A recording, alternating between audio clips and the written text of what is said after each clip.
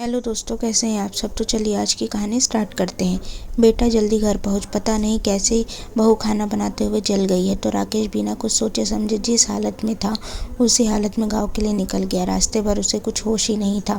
वो बस जल्द से जल्द रचना के पास पहुंचना चाहता था। आखिरकार पुणे से 10 घंटे का सफ़र तय कर वो गाँव के हॉस्पिटल पहुँचा जहाँ उसकी पत्नी भर्ती थी। पहुँचते ही उसने देखा कि उसकी माँ बाहर कुर्सी में बैठे जोर जोर से रो रही थी। वह सीधे आईसीयू के बाहर पहुंचा तो रचना की हालत देखकर जोर जोर से रोने लगा। फिर थोड़ा देर वहाँ रुकने के बाद वह अपनी माँ के पास गया। फिर उसने पूछा कि माँ, ये सब कैसे हो गया और मेरी बच्चियाँ कहाँ हैं। तो दामिनी जी ने कहा कि बहू के माँ पापा आए थे, वो उनको हॉस्पिटल से लेकर चले गए क्योंकि बच्चे यहाँ अपनी माँ को ऐसी हालत में देखकर डर रहे थे। तो फिर राकेश ने कहा कि माँ, ये सब कैसे हो गया। तो दामिनी जी ने कहा कि पता नहीं बेटा, रचना रात का खाना बना रही थी, तभी उसकी साड़ी में आग लग गई और वो देखते ही देखते पूरे 70% जल गई। फिर उसको तुरंत मैं और तेरे पापा हॉस्पिटल लाए। डॉक्टर जैसे ही बाहर आए, राकेश ने पूछा कि रचना कब तक ठीक होगी। तो डॉक्टर ने कहा कि अभी उसे ठीक होने में पूरे 6 से 7 महीने लगेंगे क्योंकि उसका चेहरा और पीठ का हिस्सा ही नहीं जला है, बस बाकी उसका पूरा शरीर जल गया है। तो अभी टाइम है सब कुछ पहला जैसा होने में। फिर राकेश वहीं बैठ गया। दूसरे दिन रचना को होश आया तो उसने धीरे धीरे पलक झपकाना शुरू किया। अब राकेश पूरे जी जान से उसकी सेवा करने लगा। रचना धीरे धीरे ठीक हो रही थी। करीब घटना के 15 दिन बाद जब राकेश हॉस्पिटल में था तो रचना की माँ का फ़ोन आया कि बेटा, क्या तुम अभी मेरे घर आ सकते हो। क्या तुम किसी को बताना मत कि तुम यहाँ आ रहे हो। तो राकेश ने कहा ठीक है, मैं अभी आता हूँ। राकेश जैसे ही वहाँ पहुँचा वैसे ही सरोज जी ने कहा कि दामाद बाबू, सुनो आपकी बेटी क्या कह रही है।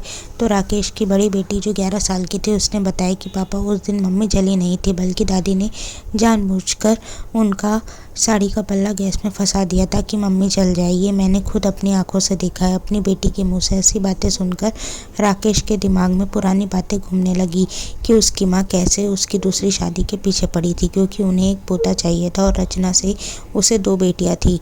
तो जब भी राकेश गाँव आता तो वह उसकी दूसरी शादी के पीछे पड़ जाती और लड़कियों की फ़ोटो दिखाना शुरू कर देती और हमेशा यही कहती कि देख बेटा, बहू का तो बेटियों के बाद जब भी गर्भ ठहरा उसका किसी न किसी कारण से गर्भ गिर भी गया।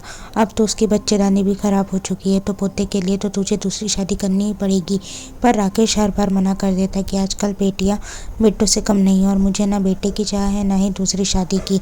मुझे रचना ही चाहिए अपनी पत्नी के रूप में। लेकिन जब रचना गर्मी की छुट्टियों में गाँव जाती तो दामिनी जी हमेशा पोते के लिए ताने कसती और हमेशा रचना से बेवजह लड़ती। राकेश को अपनी बेटी की बात पर पूरा भरोसा था, लेकिन बिना सबूत के वह कुछ नहीं कर सकता था। इसलिए वह उस दिन का इंतज़ार कर रहा था जब रचना बोलने लायक हो जाएगी और पुलिस को ही वो सब सच बताएगी। इसलिए वह दामिनी जी से पहले के जैसे ही व्यवहार कर रहा था ताकि उनको शक न हो जाए। आखिरकार 2 महीने बाद वह दिन आ ही गया जब पुलिस रचना का बयान लेने पहुंची। तो पुलिस ने रचना के मायके और ससुराल के सभी सदस्यों को उसके सामने खड़ा किया। फिर पुलिस ने रचना से पूछा कि क्या आप गलती से जली या फिर किसी की साजिश थी। या रचना ने धीरे धीरे आंखें खोली। फिर उसने इशारे से दामिनी जी की ओर देखना स्टार्ट किया। दामिनी जी ने कहा कि आप लोग क्यों मेरी बहू को परेशान कर रहे हो, अभी वो ठीक नहीं है, आप थोड़े दिन बाद उसका बयान ले लेना। तो राकेश ने कहा कि नहीं मम्मी, पुलिस को अभी ही बयान लेने दीजिए। जब पुलिस ने दोबारा रचना से पूछा कि यह सब कैसे हो गया तो उसने फिर से अपनी सास की ओर इशारा किया। अब दामिनी जी रूम से जाने लगी तो राजेश ने उसे पकड़ लिया और कहा कि मम्मी, आप कहाँ जा रही है, देखिए रचना बार बार आपकी ही ओर इशारा कर रही है। तो दामिनी जी ने कहा कि यह तो तेरी पत्नी जाने कि वह मेरी ओर इशारा क्यों कर रही है। तो राकेश ने कहा कि मम्मी, इतनी भोली बनने की ज़रूरत नहीं है। आपको भी पता है कि उस दिन क्या हुआ था। आपने जानबूझकर रचना की साड़ी गैस में फंसा दी थी। जब उसे पता चला कि साड़ी जल रही है और उसने उसे निकालने की कोशिश की तब तक देर हो चुकी थी। यह सब मुझे मेरी बेटी ने बताया। तो दामिनी जी ने कहा कि तेरी बेटी ने झूठ बताया, मैं भला अपनी बहू के साथ ऐसा क्यों करूँगी। तो राकेश ने तुरंत कहा कि आप अपने पोते की चाह को पूरा करने के लिए किसी भी हद तक जा सकती है, मुझे पता है। राकेश ने आगे कहा कि इंस्पेक्टर साहब, प्लीज़ मेरी माँ को गिरफ्तार कर लीजिए, इन्होंने ही मेरी पत्नी की ऐसी हालत की है। तो दामिनी जी ने कहा कि तू कैसा नालायक बेटा है जो अपनी माँ को ही जेल में भिजवा रहा है। तो राकेश ने कहा कि मैं जैसा हुई हूँ आपसे तो लाख गुना अच्छा हूँ। आपकी तरह मैंने कोई जुल्म तो नहीं किया, किसी की मारने की कोशिश तो नहीं की है ना मैंने।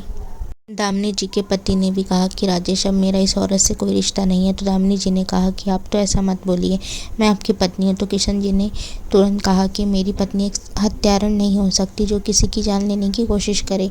वो तो एक अच्छी और नेक दिल महिला थी।